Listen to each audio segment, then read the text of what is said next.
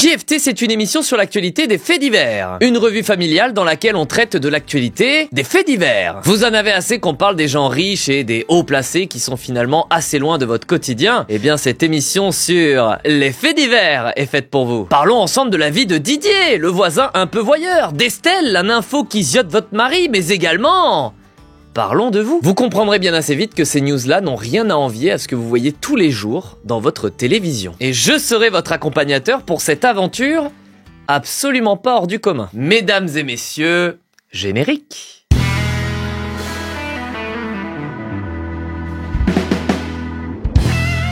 Et salut à tous et bienvenue dans ce nouveau JFT Reboot 2.0, tout ce que vous voulez, de toute façon personne regarde. Et aujourd'hui on va traumatiser les parents, les enfants, voilà, tout le monde va prendre parce que je pense qu'il est important qu'on reparte sur de bonnes bases, une sorte de safe zone. Comment cette émission pourrait mal se passer? C'est le journal italien La Repubblica qui nous apporte cette première news d'un nourrisson transporté à l'hôpital après un coma éthylique. Alors évidemment, moi, rien que le titre, déjà, ça me fait un peu rire, et puis je pourrais dire des choses comme ah bah dis donc, ça commence de plus en plus jeune. Et dis donc, il doit avoir de mauvaises fréquentations, lui. L'immigration dans ce pays, c'est quand même le problème majeur, on va pas se cacher. Mais comme je suis ni fou ni raciste, je vais pas m'arrêter au titre. On va avancer un petit peu. Il s'agit en fait d'une grave faute d'inattention de la grand-mère italienne qui gardait son petit-fils. Censé mélanger le lait en poudre avec de l'eau, c'est en réalité de l'alcool qu'elle a versé par inadvertance dans le biberon qu'elle a donné à boire à cet enfant. Et en vieillissant, on a un petit peu moins de patience aussi, faut la comprendre. C'est comme ça qu'elle endort le grand-père aussi. Alors dans un premier temps, le bébé il a commencé à boire sans trop se poser de questions, mais il a refusé de finir. Et pour cause, c'était du vin blanc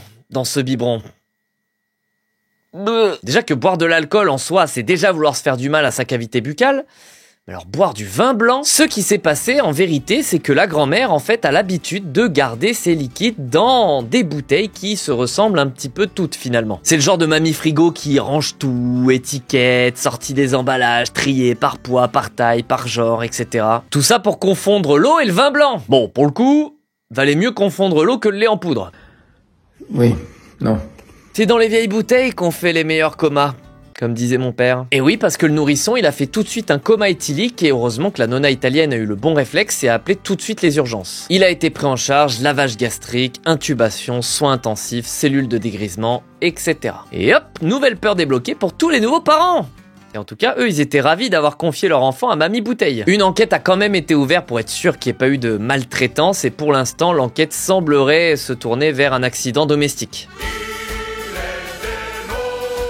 En parlant de cette chanson, c'est marrant puisque en faisant mes recherches, je me suis rendu compte que les 2 premières itérations de cette vidéo ont atteint les plus de 1 million de vues sur YouTube. N'oubliez pas que dans ce pays, on donne du champagne à des nourrissons parce que, oh là là, c'est trop mignon la tête qu'ils font et qu'on a interdit le vin rouge dans les cantines scolaires qu'à partir de 1956. Donc rions des soucis des autres, mais doucement quand même. Retour en France avec la Guadeloupe. Ah, le sable chaud, l'eau claire, les fruits et les légumes frais, intoxiqués au chlordécone. L'endroit idéal pour une retraite tranquille après 65 ans dans la métropole. Et c'est tout à fait ce qu'a pensé Lucia, une ancienne aide-soignante, aujourd'hui âgée de 99 ans. Dans les années 80, Lucia décide d'acheter un terrain pour y faire construire sa dernière demeure. Dans un premier temps, elle loue à Valette-Sainte-Anne et obtient l'autorisation d'y faire construire sa maison. Cette maison voit le jour en 1983 et une promesse de vente est signée quelques années plus tard. Lucia y accueille avec grand plaisir ses 4 enfants tout en continuant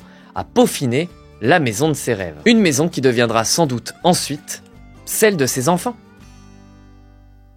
Mais pourquoi attendre finalement? Et c'est sans doute ce qu'a pensé l'un de ses fils Claude qui a flairé une sale opportunité. Ce terrain, loué par Lucia, doit être dans un premier temps déclassé en zone constructible, ce qui en termes administratifs veut dire tu vas attendre gentiment qu'on ait le temps de s'en occuper. Alors le temps passe, les démarches s'enchaînent, mais tout capote quand Lucia apprend que finalement la maison dans laquelle elle a fondé tous ses espoirs a été secrètement vendue. À ce moment-là, Lucia a 90 ans et elle a le cœur bien accroché puisqu'elle va apprendre que c'est son fils Claude qui a racheté la maison et tout le lot qui va avec. Qui oserait faire ça à sa propre mère? Et bah clairement, Claude, c'est pas son problème. Tout de suite après le rachat, il va vouloir que sa chère mère quitte la maison rapidement et pour ce faire, il va exiger une mise sous tutelle. Mais qu'est-ce qu'une tutelle exactement? Eh bien la tutelle, c'est une mesure judiciaire destinée à protéger une personne ou son patrimoine si elle n'est plus en état de veiller sur ses propres intérêts. Et ça, c'est une décision de justice qui doit être rendue par un juge. Mais voyant que cette démarche s'éternise un petit peu, il va utiliser une autre procédure qu'un propriétaire a le droit d'utiliser, l'expulsion.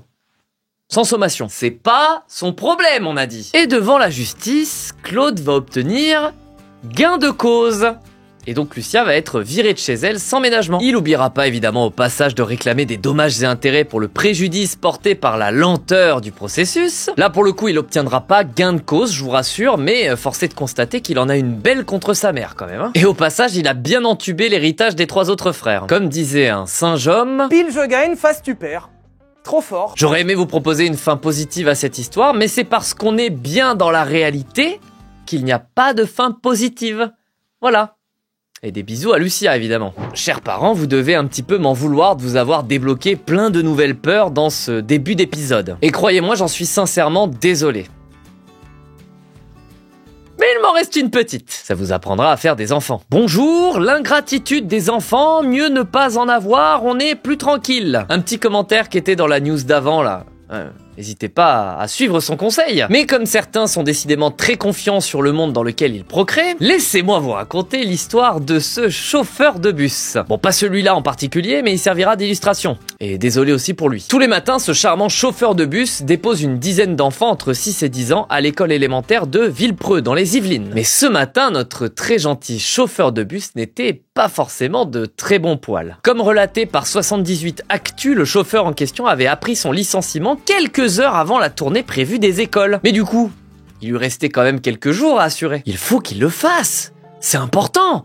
Pensez à ces pauvres enfants qui ne pourront pas se rendre à l'école pour voir leurs copains et s'instruire au sein de ce merveilleux cortex qu'est l'éducation nationale. C'est pas son problème, on a dit. Alors, excusez-moi, je suis un petit peu médisant. Le chauffeur, il va bel et bien commencer son trajet avec les 13 enfants présents ce jour-là dans le bus, qu'il déposera seul sur un trottoir à 800 mètres de leur école. 13 enfants, entre 6 et 10 ans, tout seuls, sur un trottoir de bon matin. Alors, je sais qu'on appelle déjà la France pédolande, mais je trouve qu'on leur facilite un tout petit peu trop la tâche quand même. Je vous permets pas de dire ça, je vous permets pas. Bon, notre chauffeur national n'est quand même pas un monstre, puisqu'il les a déposés devant une autre école pour qu'on puisse les prendre en charge quand même.